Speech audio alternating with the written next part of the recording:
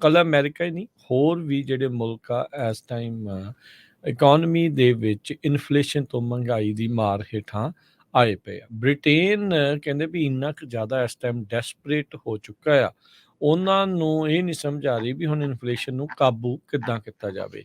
ਉਹ ਇਨਫਲੇਸ਼ਨ ਨੂੰ ਕਾਬੂ ਕਰਨ ਦੇ ਲਈ ਜਿਹੜੇ ਫੂਡ ਪ੍ਰਾਈਸਿਸ ਆ ਉਹਨਾਂ ਦੇ ਉੱਤੇ ਕੈਪ ਲਾਉਣ ਬਾਰੇ ਸੋਚ ਰਹੇ, ਜਾਣੀ ਕਿ ਇੱਕ ਹੱਦ ਜਿਹੜੀ ਆ ਉਸ ਦੀ ਮਿੱਥਣ ਬਾਰੇ ਸੋਚ ਰਹੇ ਆ। ਸਟੋਰ ਆਈਟਮਸ ਉੱਥੇ ਬਹੁਤ ਜ਼ਿਆਦਾ ਜਿਹੜੀ ਕਾਸਟ ਆ ਉਹ ਵੱਧ ਚੁੱਕੀ ਆ। 9% ਉੱਥੇ ਇਸ ਟਾਈਮ ਇਨਫਲੇਸ਼ਨ ਦੀ ਦਰ ਚੱਲ ਰਹੀ ਹੈਗੀ ਹੈ। ਜਿਹੜਾ ਨਵਾਂ ਇੰਡੈਕਸ ਉੱਥੇ ਆਇਆ ਆ, ਜਿਹੜਾ ਕਿ 2005 ਤੋਂ ਉਹਨਾਂ ਨੇ ਦੇਖਣਾ ਸ਼ੁਰੂ ਕੀਤਾ ਆ।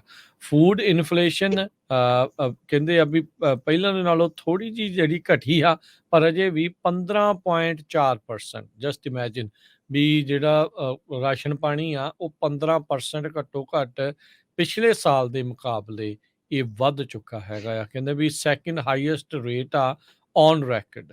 ਐਨਰਜੀ ਦੀ ਪ੍ਰੋਬਲਮ ਆ, ਕਮੋਡਿਟੀ ਦੀ ਕਾਸਟ ਦੀ ਉੱਥੇ ਇਸ ਟਾਈਮ ਵੱਡੀ ਪ੍ਰੋਬਲਮ ਆ ਰਹੀ ਆ।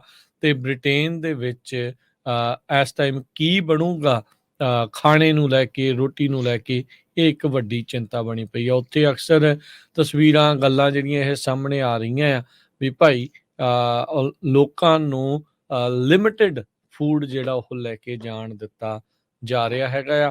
ਪ੍ਰਾਈਸਿਸ ਦੇ ਉੱਤੇ ਕਿਸੇ ਵੀ ਤਰੀਕੇ ਦਾ ਕੋਈ ਕੰਟਰੋਲ ਨਹੀਂ ਜਿਹੜਾ ਹੋ ਰਿਹਾ। ਰੂਸ ਤੇ ਯੂਕਰੇਨ ਦੀ ਜੰਗ ਦੇ ਵਿੱਚ ਜਿਹੜਾ ਤੇਲ ਉੱਥੋਂ ਲੈਣਾ, ਨੈਚੁਰਲ ਗੈਸ ਲੈਣੀ ਬੰਦ ਕੀਤੀ, ਉਸ ਦਾ ਅਸਰ, ਬ੍ਰੈਕਸਿਟ ਦਾ ਜਿਹੜਾ ਅਸਰ ਆ ਉਹ ਬ੍ਰਿਟੇਨ ਦੇ ਵਿੱਚ ਹੁਣ ਇਸ ਟਾਈਮ ਪੂਰਨ ਤੌਰ ਦੇ ਉੱਤੇ ਨਜ਼ਰ ਆਉਣਾ ਸ਼ੁਰੂ ਹੋ ਰਿਹਾ ਆ। ਕੱਲਾ ਅਮਰੀਕਾ ਹੀ ਨਹੀਂ, ਹੋਰ ਵੀ ਜਿਹੜੇ ਮੁਲਕ ਆ ਇਸ ਟਾਈਮ ਇਕੋਨਮੀ ਦੇ ਵਿੱਚ ਇਨਫਲੇਸ਼ਨ ਤੋਂ ਮਹਿੰਗਾਈ ਦੀ ਮਾਰ ਹੇਠਾਂ ਆਏ ਪਏ ਆ। ਬ੍ਰਿਟੇਨ ਕਹਿੰਦੇ ਵੀ ਇੰਨਾ ਕੁ ਜ਼ਿਆਦਾ ਇਸ ਟਾਈਮ ਡੈਸਪਰੇਟ ਹੋ ਚੁੱਕਾ ਆ, ਉਹਨਾਂ ਨੂੰ ਇਹ ਨਹੀਂ ਸਮਝ ਆ ਰਹੀ ਵੀ ਹੁਣ ਇਨਫਲੇਸ਼ਨ ਨੂੰ ਕਾਬੂ ਕਿੱਦਾਂ ਕੀਤਾ ਜਾਵੇ। ਉਹ ਇਨਫਲੇਸ਼ਨ ਨੂੰ ਕਾਬੂ ਕਰਨ ਦੇ ਲਈ ਜਿਹੜੇ ਫੂਡ ਪ੍ਰਾਈਸਿਸ ਆ ਉਹਨਾਂ ਦੇ ਉੱਤੇ ਕੈਪ ਲਾਉਣ ਬਾਰੇ ਸੋਚ ਰਹੇ, ਜਾਣੀ ਕਿ ਇੱਕ ਹੱਦ ਜਿਹੜੀ ਆ ਉਸ ਦੀ ਮਿੱਥਣ ਬਾਰੇ ਸੋਚ ਰਹੇ ਆ। ਸਟੋਰ ਆਈਟਮਸ ਉੱਥੇ ਬਹੁਤ ਜ਼ਿਆਦਾ ਜਿਹੜੀ ਕਾਸਟ ਆ ਉਹ ਵੱਧ ਚੁੱਕੀ ਆ। 9% ਉੱਥੇ ਇਸ ਟਾਈਮ ਇਨਫਲੇਸ਼ਨ ਦੀ ਦਰ ਚੱਲ ਰਹੀ ਹੈਗੀ ਹੈ। ਜਿਹੜਾ ਨਵਾਂ ਇੰਡੈਕਸ ਉੱਥੇ ਆਇਆ ਆ, ਜਿਹੜਾ ਕਿ 2005 ਤੋਂ ਉਹਨਾਂ ਨੇ ਦੇਖਣਾ ਸ਼ੁਰੂ ਕੀਤਾ ਆ।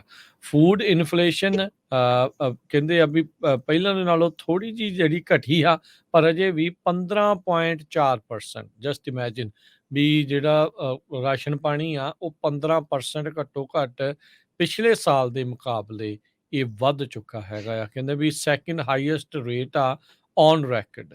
ਐਨਰਜੀ ਦੀ ਪ੍ਰੋਬਲਮ ਆ, ਕਮੋਡਿਟੀ ਦੀ ਕਾਸਟ ਦੀ ਉੱਥੇ ਇਸ ਟਾਈਮ ਵੱਡੀ ਪ੍ਰੋਬਲਮ ਆ ਰਹੀ ਆ।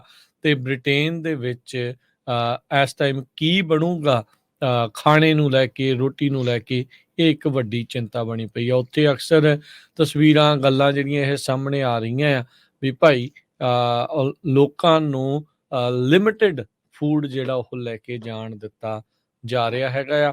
ਪ੍ਰਾਈਸਿਸ ਦੇ ਉੱਤੇ ਕਿਸੇ ਵੀ ਤਰੀਕੇ ਦਾ ਕੋਈ ਕੰਟਰੋਲ ਨਹੀਂ ਜਿਹੜਾ ਹੋ ਰਿਹਾ।